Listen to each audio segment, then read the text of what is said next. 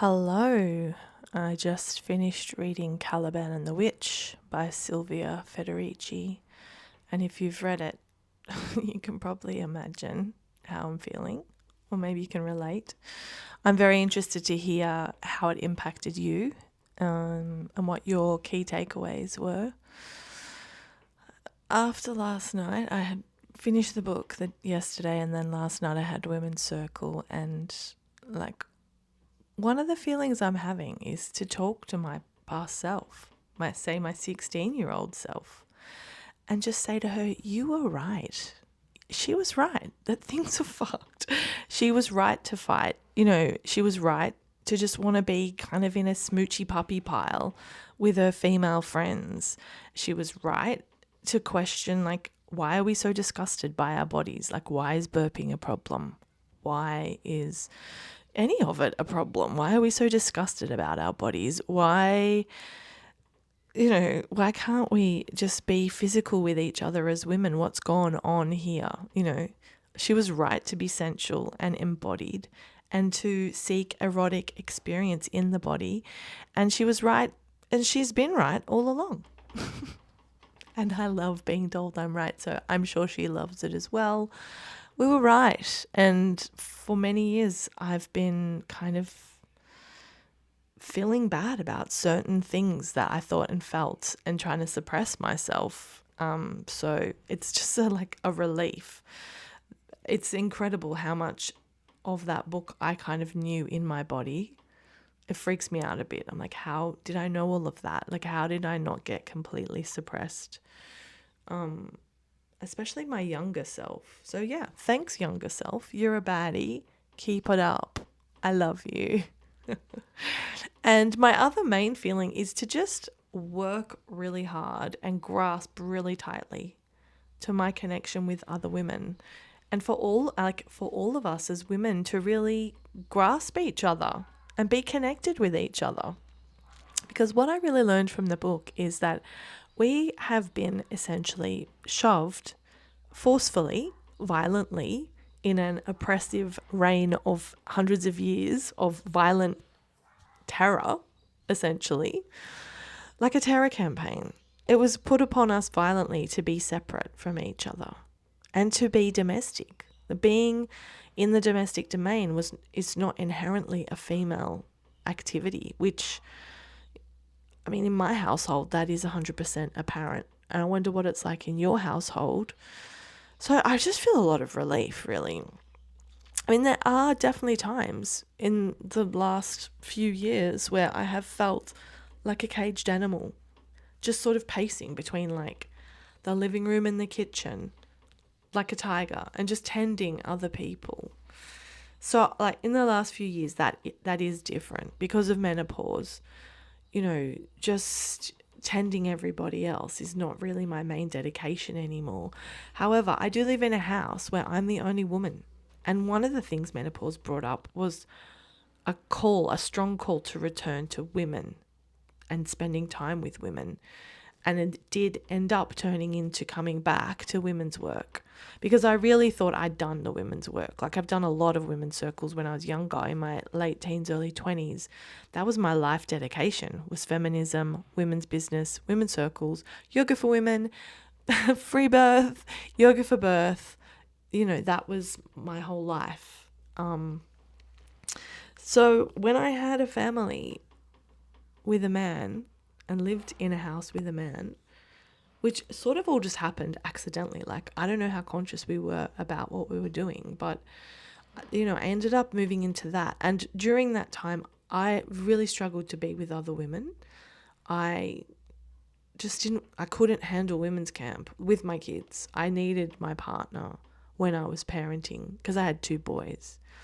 And I had a daughter from another partner. So, we had 3 kids. And while my daughter was in the house, it was enough. But once she left, it just got hectic for me. Like, I needed my women. So, particularly like just laughing our asses off and just laying in the sun, carving a spoon together, or, laying in the sun in the meadow and singing together and doing women's circles. So, that has all come up for me lately. And it's great timing reading this book because I love that feeling of like feeling educated on a topic and understanding how things really happen. And I guess before I read this, I lived in some kind of fairyland where I thought capitalism was like good for people. It was okay. It was something we chose. It was something we could work with. And now I understand that, it's, anyway, read the book. I read the book as a talking book. I mean, and it became apparent to me that this is her thesis. Like, it's quite an academic tone of writing.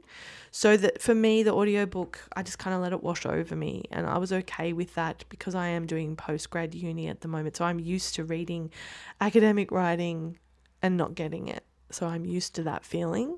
But if it's too much for you, and a friend recommended a podcast called The Book on Fire podcast, and I ended up listening to that, and that is what I would actually recommend, that you read the chapter and then listen to the podcast on that chapter, because the people who run the podcast are herbalists living in the States and they do a beautiful job of breaking it down.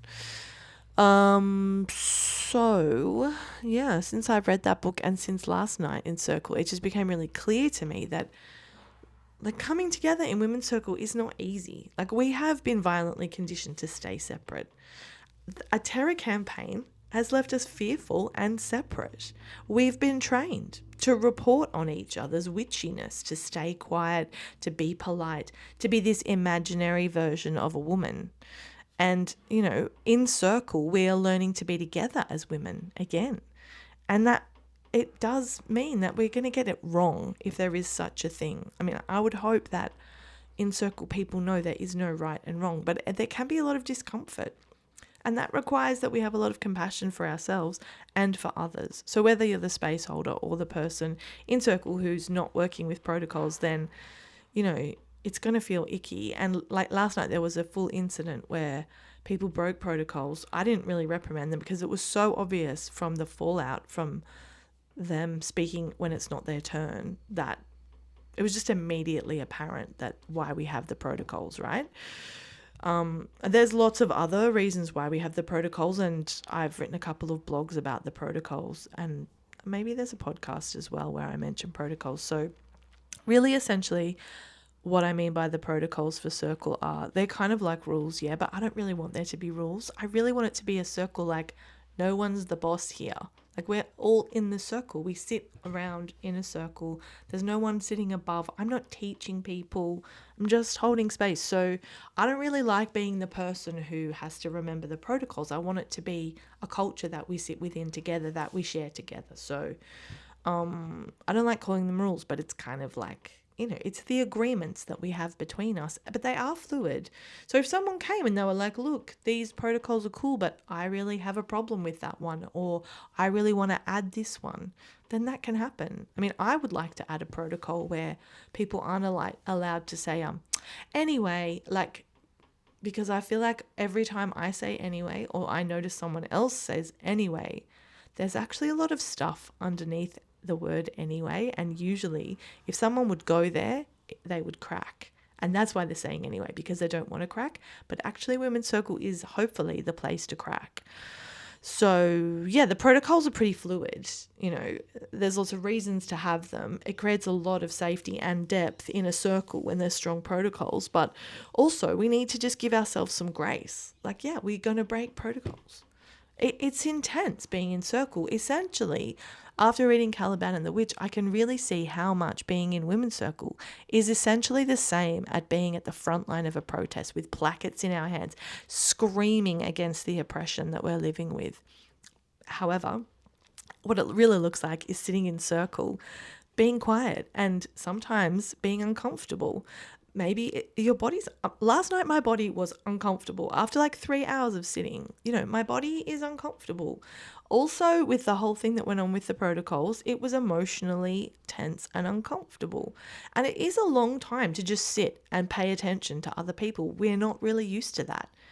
Conversations, we talk over each other. I mean, I do talk over people. We give advice without asking. There's a lot of things we do that are very different to being in Circle, where essentially we're giving of ourselves with our active listening and presence and our eye contact.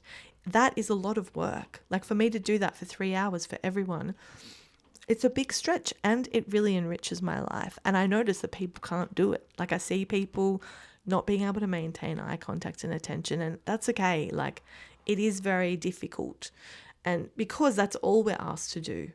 And yeah, we will make mistakes. We'll interrupt people, we'll give advice, we'll refer to what someone said without asking, because we're just really babies on this road and we're healing the sisterhood. And I just want to say, if you're feeling uncomfortable in circle, or you feel like you got it wrong, or you've got a vulnerability hangover, I forgive you and I love you. And thank you for breaking our shackles with me. I have a couple of little end notes that I want to share. I've mentioned the way that I read the book, audiobook, with the podcast. And also, one of the other really beautiful things I've discovered in menopause is, as well as the return to sisterhood, I'm calling it primary intimacy with myself. And I have done an Instagram post about this, and I want to write about it further. And I think in different parts of my life, I have had a primary intimacy with my lover. I've had a primary intimacy with my children. And that's all been great. I mean, that's the late maiden stages, is being a really good lover. And the mother era is being a really great parent, whether that's full dedication to your creative projects or the creative project we call our child, the human being. And I think we can't really succeed as a maiden, as a mother, without that full surrender and having primary intimacy in those other directions. But I notice, and I have noticed a lot of other menopausal women relate to this, that the menopause primary intimacy needs to come back to oneself. So I'm interested to hear what you think of that, if you don't agree with that or if that is activated for you. I'd love to hear. But ultimately, the primary intimacy with myself is where I tend to the needs of myself. And the inquiry isn't anymore like, what do you need? Are you okay? It's more a moment to moment longing to check in. What do I need right now? And working as I can towards filling those needs, because I am at the late stages of mother, early stages of menopause, where I am still parenting children in my home. I am still living with a partner who is my lover and economic partner. I am at times an employee, and I have many other roles where I can't really just say, no guys, I'm just tending my primary intimacy. However, as much as I can, I do take time for that primary intimacy. And my third end note is about the protocols. So there are more details on this. I actually think I spoke more than the blog post, so you're getting some juicy value there with the podcast. But maybe you want to read. Maybe you feel like reading it as well. It's there on my website, natashaberta.com. I really appreciate your presence and attention, and I would love to hear from you. Confirming, disconfirming, teasing out the conversation. I hope you have a beautiful day.